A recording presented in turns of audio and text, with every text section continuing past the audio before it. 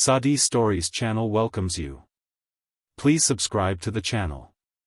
So what just happened in Syria? Let's have a geogra talk. So first off, I don't typically make this type of video on my channel because this is not a news channel. I don't do the news, I try to focus more on like long-term content that can be rewatched, and it's not like confined to a specific date, but once in a while a global event occurs that kind of at the very least I guess urges me to give you guys an update in regards to a previous video on the channel or content I've made, because the world is ever shifting and evolving, and that's just kind of how things are. So as you know, we made the Syria episode back in 2021, and back in those days it was still under the Assad regime. You know what I'm going to stand, what the hell I'm going to sit over here. It's more I'll be offset so I can put images in this corner, the Assad regime. And before I made this video, I deliberately wanted to kind of take the intention to slowly try my best to understand the complicated situation. Because for one, obviously I'm not Syrian. I don't have any direct connection to Syria. I admit I don't follow everything that happens in Syria.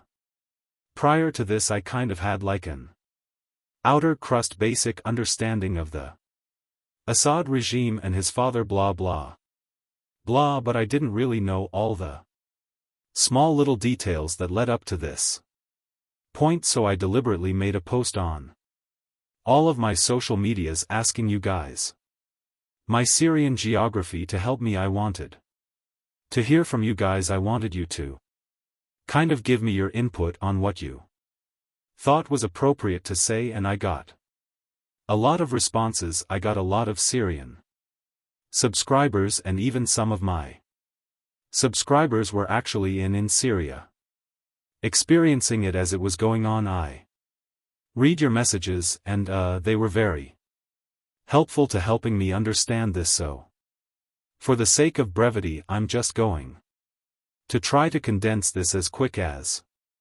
possible, because I know you guys want me to get to the point. I want to get to the point. Okay, essentially the Assad regime has been toppled, but before we even get into all that, I have to kind of give you guys a little bit of backstory on how everything even kind of led up to this.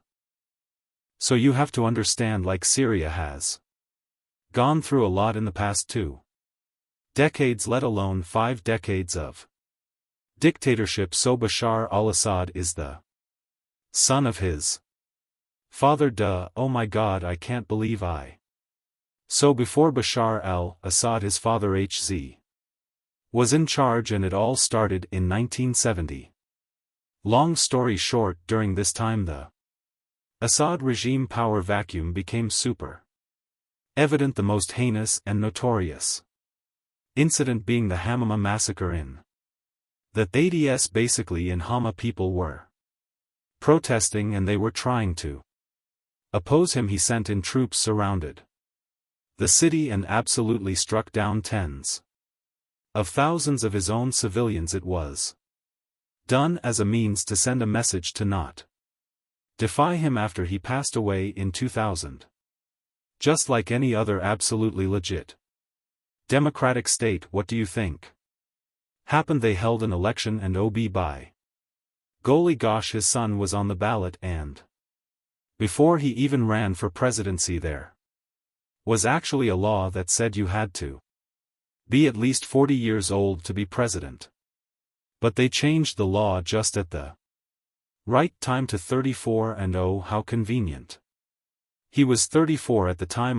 That checks out in my book. Nothing suspicious. So while all of this is happening, factions of rebel groups start to brew up, and there are 3 main key players you got to know in this equation: the SNA, or the Syrian National Army. They controlled the northern areas bordering Turkey. This group was mostly supported by Turkey, as Erdogan announced in 2011 that he was completely against the Assad regime, the SDF or Syrian Democratic Forces. This is a militant group that is primarily made up of Kurdish peoples. These people operated mostly in the northeastern part of Syria that also bordered Turkey. The Kurdish faction was aligned with Western and Middle Eastern powers like Saudi Arabia. The UAE, USA, UK and Turkey didn't really like them as much, partially because a lot of the militants in the SDF had ties to the PKK, and if you know anything about Turkey, the PKK is a whole other complicated story of controversy. But anyway, mostly Kurdish militants, and finally the HTS or the Hayat Terror al-Sham led by Abu Muhammad al-Jalani.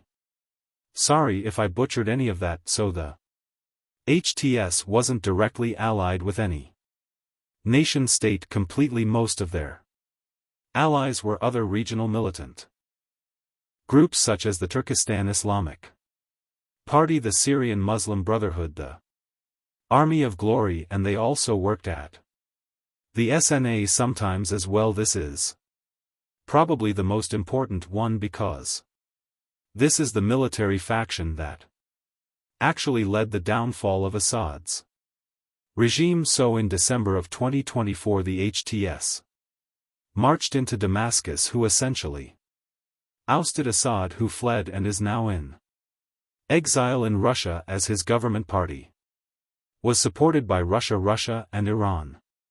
And it was a very covert operation. It happened in like only 11 days, and it even shocked like most of the Syrian people, like they didn't even see it coming. They're like, what? Okay, while all the Assad attacks were going on, many of the HTS rebels were forming in the city of Idlib, which geographically wasn't even too far off from the centralized government along the coastal areas. Who or what are these people? What do they stand by? So this is where the story gets a little complicated. So here's the issue. Jalani is he's sort of considered like a conflicted figure amongst many people, even among Syrians as well. Why? Because although yes, he did lead the movement that eventually deposed Assad, that pretty much everybody hated except for the al-Ahwa white community that mostly allied with him. And that's a whole other story. Regardless, he was known for having some extremist views and ties to al-Qaeda in the past. Essentially, he started off as a soldier that fought against the US in Iraq. He was even detained in the famous Abu Ghraib prison, and later, after he was released back into Syria, he, under the direction of Abu Bakr al-Baghdadi in al-Qaeda, was directed to create the NRA front. The thing is, when he was in charge of the N front, he became very popular, and he started to realize that he really disagreed with a lot of things that al-Baghdadi was saying in al-Qaeda. And in 2016 he announced that the new front was splitting off from al-Qaeda. He says that today, despite the connections that he had to al-Qaeda during his time, he was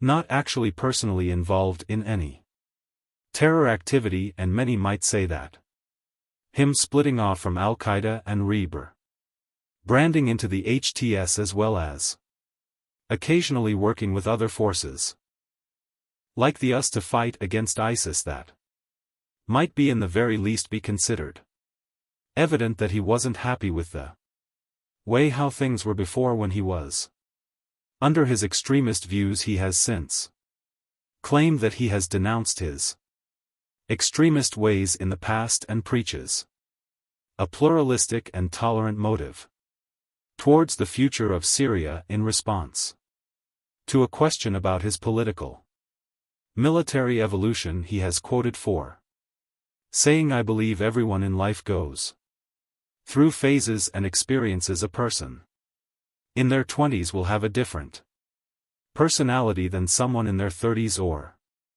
40s, and certainly someone in their 50s. He's even changed his wardrobe like back in the old days he was like foolin' al-Assad style. Now he's like cut his hair and has a whole new get-up. I don't know, he claims these things, but the real question is what degree of power and influence is he, let alone the HTS, going to have in the future of Syria, let alone the international community, once they kind of figure and establish things out.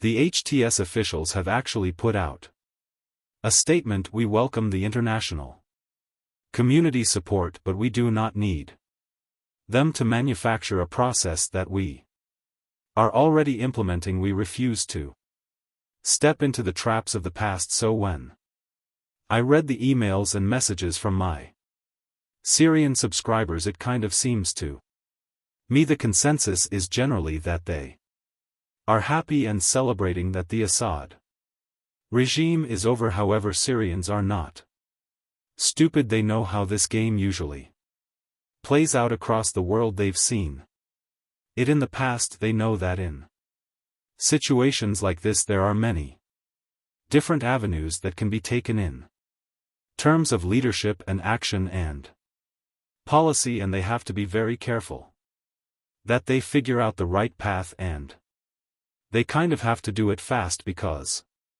in these types of situations, if you can't figure something out in an elongated period of time, it kind of looks like you don't know how to figure out things in a long period of time. So there has to be a transition, but it has to be smooth and relatively ready to engage in the international community in a positive manner. They kind of have to figure things out and publicly announce where they stand and what their values are. Why? Because when a new kid comes on the scene, the whole world is watching, and they want to know, what are you and who are you? This is the complicated predicament that Syria is finding themselves in, and they don't fully know.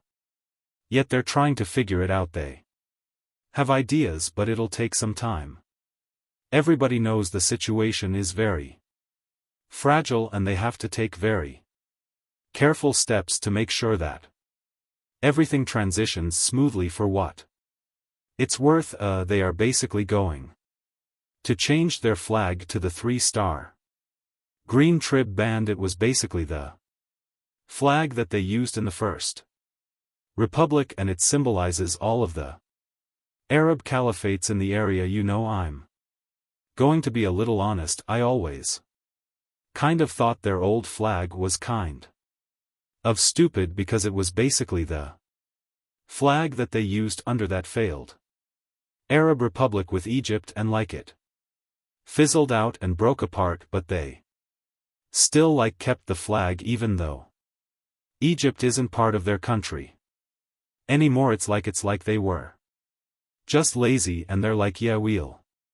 just keep it, since the toppling of the regime. Prisoners from the notorious Sadaya prison have been released and freed, basically political prisoners that the Assad regime put in prison for opposing him. Many of them are being reunited with their families. There have been talks, and it's possible that we could see a potential repatriation of Syrian refugees back to the motherland to rebuild it and to reunite with their family members that were trapped in the circumstances that wouldn't allow them to leave. It's a very sort of in limbo moment right now, but generally people are trying to be positive. The thing of the Assad regime really opens up more doors for them to figure things out and move forward in a positive manner. At the same time, they are careful and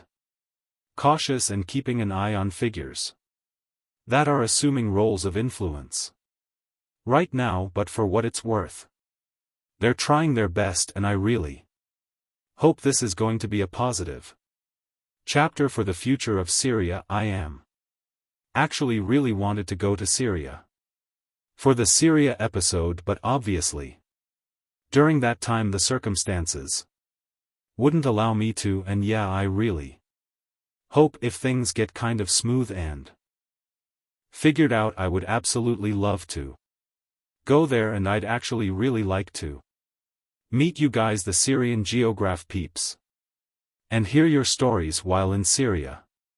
While checking out your country, let's try to make it happen. I'd love to see your country Syria. To all my Syrian subscribers out there in Syria, I really hope you're doing okay, and I hope you're figuring things out, and I really hope that you become the beacon of hope for your country. I know you love your country, and to all the Syrians abroad that are trying to also play their role in the future of Syria, I hope you guys are also a very pivotal force that makes this country move forward in a positive manner, and I really hope I can be privileged enough to actually be one of those people that goes there and sees it.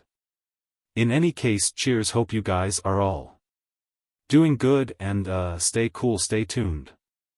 Goodbye, my friend.